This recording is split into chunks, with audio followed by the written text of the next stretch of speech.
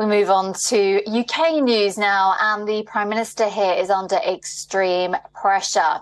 Well, this is to launch an ethics investigation over the traffic speeding row around the British Home Secretary, Suella Braverman. Now, the charge against Braverman is that she sought advice via civil servants about arranging a private speed awareness course while she was holding the position of Attorney General in 2022. Now, according to Downing Street, Sunak will meet the ethics advisor over the row. This after opposition leaders demanded a probe on whether Braverman breached strict ministerial rules by asking civil servants for special treatment.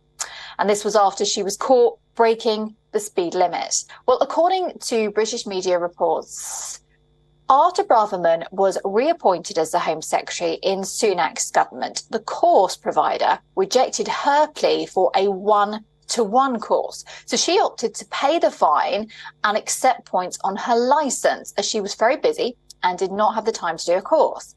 Meanwhile, road safety campaigners accused the UK Home Secretary of ignoring the dangers of speeding. Suella Braverman became the latest minister to be caught committing a road traffic offence. Sunak is believed to have no idea about the story until it was first published in the Sunday Times.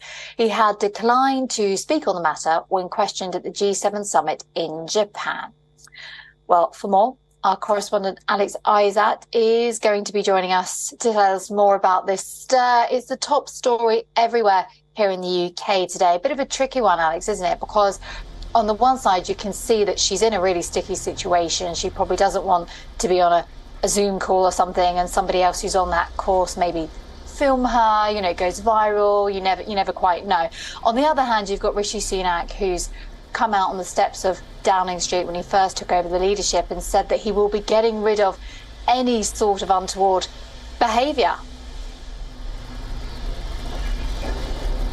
Yes, it does seem like it is quite a rock and a hard place at the moment. Now, we don't have all the details, of course. Even when Rishi Sunak was questioned at the G7 by journalists, he refused to say too much on the matter, specifically because he said himself that he didn't know what was going on. What we do understand, though, is that there is this slight confusion about whether or not Suella Braverman did break the ministerial code, or whether she just asked advisors if she could potentially get a different type of speed awareness course. So this may well be a private conversation that has now been blown out of proportions, rather than actually her asking them specifically to get her this special speed awareness course where she was on her own. She did ask, and then she took the fine and she took the points on her licence. So there is a lot more detail that hasn't come out yet, but what we do understand is that there are a lot of those within the Conservative Party who don't like Suella Braverman, and they're using this as an example of why she should be ousted. And this is not